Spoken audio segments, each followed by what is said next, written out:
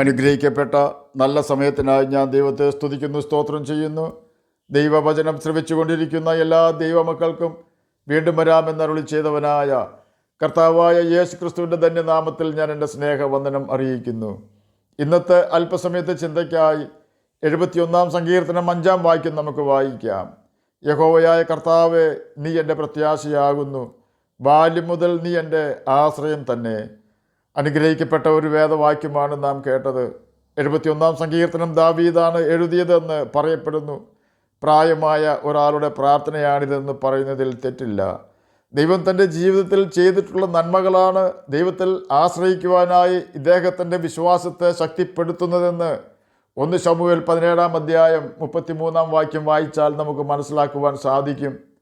ശൗൽ ദാവീദിനോട്, ഈ ഫിലിസ്തീനോട് ചെന്ന് അംഗം പൊരുതുവാൻ നിനക്ക് പ്രാപ്തിയില്ല, നീ ബാലകനത്രേ, അവനോ ബാല്യം മുതൽ യോദ്ധാവാകുന്നു എന്ന് പറഞ്ഞു. ദാവീദ് ശൗലിനോട് പറഞ്ഞത്, അടിയന്നപ്പൻ്റെ ആടുകളെ നോക്കിക്കൊണ്ടിരിക്കുമ്പോൾ ഒരിക്കൽ ഒരു സിംഹവും ഒരു കരടിയും വന്ന് കൂട്ടത്തിൽ നിന്നും മാട്ടിൻകുട്ടിയെ പിടിച്ചു. ഞാൻ പിന്തുടർന്ന് അതിനെ അടിച്ച് അതിൻ്റെ വായിൽ നിന്നും മാട്ടിൻകുട്ടിയെ വിടുവിച്ചു. അത് എൻ്റെ നേരെ വന്നപ്പോൾ ഞാൻ അതിൻ്റെ താടിക്ക് പിടിച്ച് അടിച്ചു കൊന്നു. ഇങ്ങനെ അടിയൻ സിംഹത്തെയും കരടിയെയും കൊന്നു. ഈ അഗ്രചർമ്മിയായ ഫിലിസ്ത്യൻ ജീവനുള്ള ദൈവത്തിൻ്റെ സൈന്യത്തെ നിന്ദിച്ചിരിക്കൊണ്ട് അവനും അവയിലൊന്നിനെ പോലെ ആകും. നീ ബാലകൻ ആകുന്നു എന്ന് പറഞ്ഞ ശൗലിനുള്ള ചുട്ട മറുപടിയാണ് ദാവീദ് കൊടുത്തത്. ബാലനാണെങ്കിലും ആ പ്രായത്തിലും ദൈവകരങ്ങളിൽ ഉപയോഗിക്കപ്പെടുകയും ദൈവത്തെ അടുത്തറിയുകയും ദൈവത്തിൽ ആശ്രയിക്കുകയും ചെയ്യുന്നവനായിരുന്നു ദാവീദ്. ഒരിക്കലൊരു സിംഹവും ഒരിക്കലൊരു കരടിയും എന്ന പ്രയോഗത്തിൽ സിംഹവും കരടിയും ഒരുമിച്ചല്ല വന്നതെന്ന് സൂചിപ്പിക്കുന്നു. ഒരിക്കൽ സിംഹം വന്നിട്ട് തനിക്ക് പ്രതിസന്ധി ഉണ്ടാക്കിയതുപോലുള്ള സ്ഥലത്താണ് അവൻ വീണ്ടും ആടിനെ തീറ്റുവാൻ ചെന്നത്. പ്രതിസന്ധികൾ ഉണ്ടാകുമെന്നതുകൊണ്ട് പേടിച്ച് ഓടി ഒളിക്കുന്നവനല്ലായിരുന്നു ആ ബാലൻ. അതിന് കാരണം അവൻ ആരെയാണ് ആശ്രയിക്കുന്നതെന്ന് അവൻ അറിയാമായിരുന്നു. നാം പ്രതിസന്ധി ഉണ്ടാകുമ്പോൾ ദൈവത്തോട് പ്രാർത്ഥിക്കാറുണ്ട്. അത് ദൈവത്തെ ആശ്രയിക്കുന്നതാണെന്ന് പറയുവാൻ സാധിക്കുകയില്ല.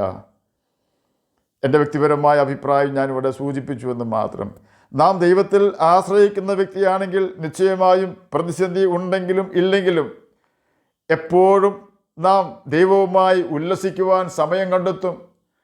ആടിനെ തീറ്റുന്നതിനായി വനത്തിൽ പോകുമ്പോൾ കിന്നരം എന്തിനാണ് മകനെ എന്ന് ദാവീദിൻ്റെ മാതാപിതാക്കൾ ചോദിച്ചു കാണുമോ എന്ന് നമുക്കറിയില്ല. എന്നാൽ കിന്നരം കയ്യിലുണ്ടെങ്കിൽ ശരിയായി ആടിനെ തീറ്റുവാൻ കഴിയുകയില്ല എന്ന അഭിപ്രായം അവൻ്റെ മൂത്ത ജ്യേഷ്ഠന്മാർക്കുണ്ടാകുവാൻ സാധ്യതയുണ്ട്.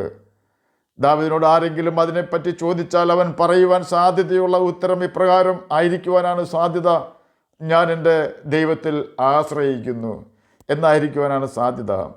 ദൈവത്തിൽ ആശ്രയിക്കുന്നവൻ്റെ കിളിവാതിൽ ജെറുസലേമിന് നേരെ തുറന്നിരിക്കും. ഏത് സിംഹക്കുഴിയിലിടുമെന്ന് പറഞ്ഞാലും ദാനിയേലിൻ്റെ പ്രാർത്ഥന മുടക്കുവാൻ ആർക്കും കഴിയുകയില്ല. ദൈവത്തിൽ ആശ്രയിക്കുന്നവൻ തന്നെത്താൻ അശുദ്ധനാകുവാൻ സമ്മതിക്കുകയില്ല. കാരണം തന്നെത്താൻ അശുദ്ധനായാൽ അവന് ദൈവ സാന്നിധ്യം നഷ്ടപ്പെടുമെന്ന യാഥാർത്ഥ്യം അവൻ തിരിച്ചറിഞ്ഞിട്ടുണ്ട്. പാപം പാഷാണം പോലെ ഭീകരമാണെന്ന് നാം മനസ്സിലാക്കണം. വിഷം കഴിക്കുമ്പോൾ മനുഷ്യൻ്റെ ആത്മാവ് മനുഷ്യൻ്റെ ശരീരത്തിൽ നിന്നും പറന്നകലുന്നു. എന്നാൽ പാപം ചെയ്യുമ്പോൾ മനുഷ്യൻ്റെ ആത്മാവിൽ നിന്നും ദൈവാത്മാവ് പറന്നകലുന്നു. ആ യാഥാർത്ഥ്യം അറിയാവുന്ന ജോസഫും ദാനിയേലും ചന്ദ്രക്കും മേശക്കും അബേദ്നെഗോവും വ്യഭിചാരം ചെയ്യുകയോ രാജഭോജനവും രാജവീഞ്ഞും ഉപയോഗിക്കുകയോ രാജാവ് നിർത്തിയ സ്വർണ്ണ വിഗ്രഹത്തിൻ്റെ മുമ്പിൽ തല വണക്കുകയോ ചെയ്യുകയില്ല. എന്നതുപോലെ തന്നെ ദൈവത്തിൽ ആശ്രയിക്കുന്ന ദാവീദിന് കിന്നരം ഉപേക്ഷിക്കുവാൻ കഴിയുകയില്ല.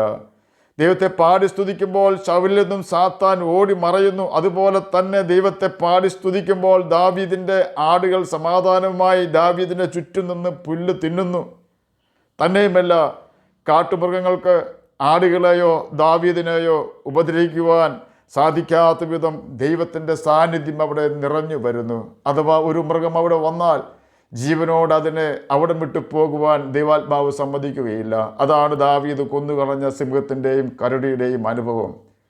എന്നെ കേൾക്കുന്ന പ്രിയ ദൈവമകനെ, ദൈവമകളെ, നാം ഇതുവരെ കേട്ടുകൊണ്ടിരുന്നത് ദൈവത്തിൽ ബാല്യം മുതൽ ആശ്രയിക്കുന്ന ദാവീദിനെ കുറിച്ചായിരുന്നുവല്ലോ. ദൈവത്തിൽ നമുക്ക് ആശ്രയിക്കുവാൻ കഴിയണമെങ്കിൽ നിശ്ചയമായും നാം ദൈവത്തെ പ്രസാദിപ്പിക്കേണ്ടി വരും.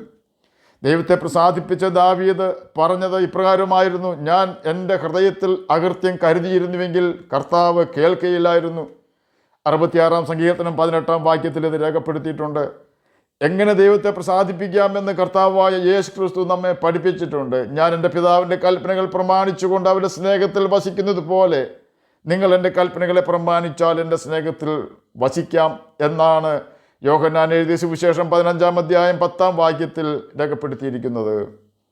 യോഹന്നാൻ എഴുതിയ സുവിശേഷം 8-ാം അധ്യായം 29-ാം വാക്യത്തിലെ പ്രകാരം രേഖപ്പെടുത്തിയിരിക്കുന്നു, എന്നെ അയച്ചവൻ എന്നോട് കൂടെയുണ്ട്, ഞാൻ എപ്പോഴും അവന് പ്രസാദമുള്ളത് ചെയ്യുന്നത് കൊണ്ട് അവൻ എന്നെ ഏകനായി വിട്ടിട്ടില്ല. ആകയാൽ നാം യേശുവിൻ്റെ കൽപ്പനകൾ പ്രമാണിച്ചാൽ നമുക്ക് യേശുവിനെ പ്രസാദിപ്പിക്കുവാൻ കഴിയും. നാം യേശുവിൻ്റെ കൽപ്പനകൾ പ്രമാണിച്ചാൽ യേശു ക്രിസ്തു നമ്മുടെ ഹൃദയത്തിൽ വാസം ചെയ്യും എന്ന വാഗ്ദാനം യോഹന്നാൻ എഴുതിയ സുവിശേഷം 14-ാം അധ്യായം 16-ാം വാക്യത്തിലും 21-ാം വാക്യത്തിലും 23-ാം വാക്യത്തിലും യേശു നമുക്ക് ഉറപ്പ് തരുന്നുണ്ട്. ഒരു പക്ഷേ കടുവയോ സിംഹമോ അഗ്നികുണ്ഡമോ സിംഹക്കുഴിയോ പോത്തിഫേറിൻ്റെ ഭാര്യയോ നമ്മുടെ മുൻപിലും വന്നേക്കാം. അവയുടെ എല്ലാം മുൻപിൽ യഹോവയിൽ ആശ്രയിക്കുന്നവൻ വിജയക്കൊടി പാറിക്കും എന്നതിൽ സംശയമില്ല. കാരണം യേശു കർത്താവ് അവയിൽ നിന്നെല്ലാം നമ്മെ കാത്തു പരിപാലിക്കുകയും നല്ല ഉപദേശം തരികയും ചെയ്യും. യേശു നമ്മുടെ ഭവനത്തിൻ്റെയും ഹൃദയത്തിൻ്റെയും നായകനായിട്ടുണ്ടെങ്കിൽ ആശ്വാസം നിരസിക്കപ്പെടുന്ന സമയങ്ങളിൽ അവൻ ഓടി വന്ന് നദി പോലെ ആശ്വാസം തരികയും പ്രതിസന്ധികൾ പരിഹരിക്കുകയും ചെയ്യുന്നു. നാം കർത്താവിൻ്റെ കൽപ്പനകൾ ഓർത്ത് അനുസരിച്ചാൽ ദൈവവചനം നാം നടക്കേണ്ടുന്ന പാതയിൽ കൂടി മാത്രം നടത്തി ലക്ഷ്യത്തിൽ എത്തിക്കും. അതുകൊണ്ടാണ് നിന്റെ വചനം എൻ്റെ കാലിന് ദീപവും എൻ്റെ പാതയ്ക്ക് പ്രകാശവുമാകുന്നുവെന്ന് 119-ാം സങ്കീർത്തനം 105-ാം വാക്യത്തിൽ സങ്കീർത്തനക്കാരൻ രേഖപ്പെടുത്തിയിരിക്കുന്നത്. ദൈവകൽപ്പനകൾ അനുസരിക്കുവാനായി നമുക്ക് ഹൃദയവാഞ്ചിയുണ്ടെങ്കിൽ നമ്മുടെ ആഗ്രഹങ്ങളെ സാധ്യമാക്കി തരുന്നവനാണ് കർത്താവായ യേശു ക്രിസ്തു. ആകയാൽ നമുക്ക് ദൈവകൽപ്പനകൾ അനുസരിച്ച് ജീവിച്ച് ദൈവത്തിൽ പ്രത്യാശ വയ്ക്കുകയും അവനിൽ ആശ്രയിക്കുകയും ചെയ്തുകൊണ്ട് നിത്യജീവൻ അവകാശികളായി തീരാം. അതിന് കർത്താവ് നമ്മെ സഹായിക്കട്ടെ എന്ന് പ്രാർത്ഥിച്ചുകൊണ്ട് ഞാൻ എൻ്റെ വാക്കുകളിൽ നിന്ന് വിരമിക്കുന്നു. നമുക്ക് പ്രാർത്ഥിക്കാം. ഞങ്ങളെ സ്നേഹിക്കുന്ന സ്വർഗീയ പിതാവേ, നല്ല വചനത്തിനായി അങ്ങേ സ്തുതിക്കുന്നു, സ്തോത്രം ചെയ്യുന്നു. എന്നെ കേൾക്കുന്ന ഏതെങ്കിലും പ്രിയപ്പെട്ടവർ സമാധാനമില്ലാത്തവരായിരിക്കുന്നുവെങ്കിൽ അങ്ങ് അവർക്ക് സമാധാനം കൊടുത്ത് അവരുടെ വ്യസനം മാറ്റി കൊടുക്കണമെന്ന് അടിയൻ പ്രാർത്ഥിക്കുന്നു.